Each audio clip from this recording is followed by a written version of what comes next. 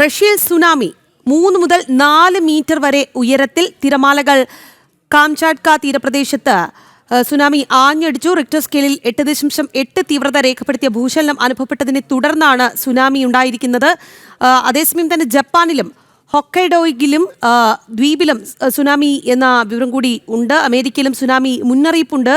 വലിയ നാശനഷ്ടങ്ങൾ ഉണ്ടായിട്ടുണ്ട് എന്നാണ് നമുക്ക് ലഭിക്കുന്ന വിവരം. അവിടുത്തെ ദൃശ്യങ്ങൾ ആദ്യം കാണാം.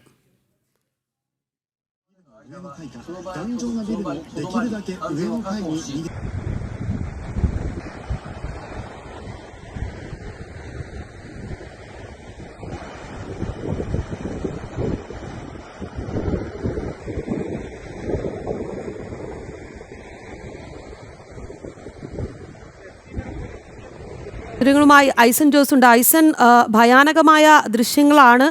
ഒപ്പം തന്നെ ജനവാസ മേഖലയാണ്. ആയിരക്കണക്കിന് പേരെ അവിടെ നിന്ന് ഒഴിപ്പിച്ചിട്ടുണ്ട് എന്നും വിവരങ്ങളുണ്ട്. എങ്ങനെയാണ്, എന്തെങ്കിലും ആളപായങ്ങൾ റിപ്പോർട്ട് ചെയ്തിട്ടുണ്ട് ഐസൻ?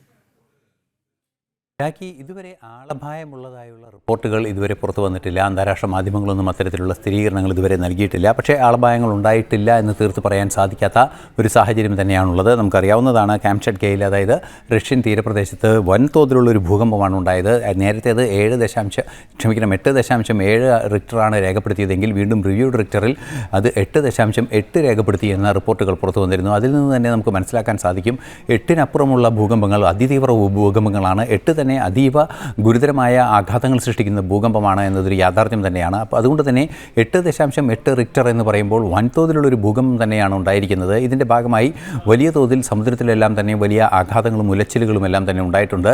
അതിൻ്റെ ആഘാതം സ്വാഭാവികമായും സുനാമിയായി വരികയും ചെയ്തു. ഹൊക്കൈഡോ എന്ന് പറയുന്ന ജപ്പാനിലെ തീരത്തും അതുപോലെ തന്നെ അമേരിക്കയുടെ തീരത്ത് പോലും ചിലയിടങ്ങളിലും അതുപോലെ റഷ്യൻ തീരങ്ങളിലുമെല്ലാം തന്നെ വൻതോതിൽ സുനാമി ആഞ്ഞടിച്ച സാഹചര്യമുണ്ടായി. നമുക്ക് ദൃശ്യങ്ങളിലൊക്കെ കാണുന്നത് പോലെ വലിയ തോതിൽ സുനാമി ഉണ്ടായിട്ടുണ്ട് പലയിടങ്ങളിലും എന്നാണ് മനസ്സിലാക്കാൻ സാധിക്കുന്നത്. സ്വാഭാവികമായും ഒരു മുന്നറിയിപ്പ് അല്ലെങ്കിൽ ഒരു അലാം വന്നതിൻ്റെ ഒരു സാഹചര്യത്തിൽ, സുനാമി മുന്നറിയിപ്പ് വന്നതിൻ്റെ ഒരു സാഹചര്യത്തിൽ ഏതാണ്ട് 5 മണിയോടുകൂടി, ഇന്ത്യൻ സമയം 5 മണിയോടുകൂടി അല്ലെങ്കിൽ 5 മണി കഴിഞ്ഞ ഒരു സമയത്തോടുകൂടി ഈ ഭൂമികൾക്കും ഉണ്ടായ ഒരു സാഹചര്യം ഉണ്ടായപ്പോൾ അതിന് പിന്നാലെ സുനാമി അലർട്ടുകളും വാണിംഗ് അലാമുകളും എല്ലാം വന്നതിന് കൊണ്ട് തന്നെ ആളുകൾ പരമാവധി രക്ഷപ്പെട്ട് മാറി നിന്ന് സുരക്ഷിത സ്ഥാനത്തേക്ക് മാറിയ ഒരു സാഹചര്യം ഉണ്ടായിരുന്നു. എങ്കിലും ചില മനുഷ്യരൊക്കെ അവരുടെ ബോട്ടുകൾ മാറ്റുന്നതിനും അതുപോലെ തന്നെ മറ്റു ഓരോ പ്രവർത്തികൾക്കുമൊക്കെയായി ആ തീരത്തുണ്ടായിരുന്നവരുണ്ട്. അവരുടെ ജീവിതത്തിൽ ജീവൻ എന്തെങ്കിലും പ്രശ്നം സംഭവിച്ചിട്ടുണ്ടോ എന്നൊക്കെ ഇനിയും റിപ്പോർട്ടുകൾ വരാനിരിക്കുകയാണ് എന്നാണ് മനസ്സിലാക്കാൻ സാധിക്കുന്നത്. ഭൂകമ്പത്തെക്കുറിച്ച് പറയുകയാണെങ്കിൽ അത് ഷാലോ ഭൂകമ്പമായിരുന്നു. അതായത് 100 കിലോമീറ്ററിന്, അതായത് പ്രതലത്തിൽ നിന്നും 100 കിലോമീറ്റർ ആഴത്തിലുള്ള പ്രദേശത്തുണ്ടാകുന്ന ഭൂചലനമാണ്. അത് വലിയ തോതിലുള്ള ആഘാതം ഭൂമിയുടെ ഉപരിതലത്തിൽ ഉണ്ടാക്കാനുള്ള സാധ്യത കുറവാണ് ആ ലെവലാണെങ്കിൽ. പക്ഷേ ഈ ഭൂകമ്പത്തിൻ്റെ റിക്ടർ റീഡിംഗ് വലിയ ഗുരുതരമായ ആഘാതങ്ങൾ ഉണ്ടാക്കുന്ന തക്കതായ റീഡിംഗ് ആണ്. അതായത് വലിയ പ്രകമ്പനം തന്നെയാണ് ഉണ്ടായിരിക്കുന്നത്. നമുക്ക് ദൃശ്യങ്ങളൊക്കെ കാണാൻ സാധിക്കുന്നുണ്ട്. വൻതോതിൽ അടിയുലയുന്ന രീതിയിൽ കെട്ടിടങ്ങൾ ചലിക്കുന്ന ഒരു സാഹചര്യം ഉണ്ടായിരുന്നു. സ്വാഭാവികമായും സുനാമി അടിക്കുന്ന സാഹചര്യം ഉണ്ടായിരുന്നു. ഫിലിപ്പീൻസിലും ചൈനയുടെ ചില ഭാഗങ്ങളിൽ പോലും ഇത്തരത്തിൽ സുനാമി വീശിയ സാഹചര്യമുണ്ട് എന്ന ഒരു റിപ്പോർട്ടുകളും പുറത്തു വരുന്നുണ്ട്. സുനാമി മുന്നറിയിപ്പുകൾ പലയിടങ്ങളിലും കൃത്യമായി നൽകിയിട്ടുണ്ട് എന്നും നമുക്ക് മനസ്സിലാക്കാൻ സാധിക്കുന്നുണ്ട്. ഇപ്പോൾ നിലവിലെ സാഹചര്യം അനുസരിച്ച് വലിയ തോതിലുള്ള ആളപായങ്ങളൊന്നും റിപ്പോർട്ട് ചെയ്യപ്പെട്ടിട്ടില്ല എങ്കിൽ കൂടി, അല്ലെങ്കിൽ ആളപായം ഉണ്ടാകില്ല എന്ന് തീർത്ത് പറയാവുന്ന ഒരു സാഹചര്യമില്ല. പക്ഷേ നമുക്ക് ദൃശ്യങ്ങളിലെല്ലാം കാണുന്നത് പോലെ കെട്ടിടങ്ങളെല്ലാം തന്നെ വലിയ തോതിൽ ഇളകുകയും അതുപോലെ തന്നെ വലിയ തോതിൽ തിരമാലകൾ അടിക്കുകയും ചെയ്തിട്ടുണ്ട്. ഇത്തരത്തിലുള്ള പ്രശ്നങ്ങളെല്ലാം തന്നെ ആളപായങ്ങളിലേക്ക് നീങ്ങാനുള്ള സാധ്യത ഒട്ടും തള്ളിക്കളയാനാവില്ലെന്നാണ് മനസ്സിലാക്കുന്നത്.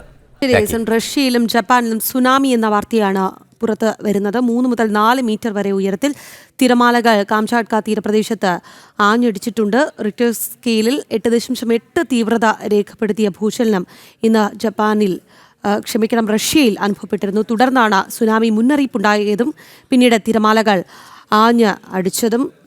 വിശദാംശങ്ങൾ നൽകിയത് ഐസൻ ജോസാണ്.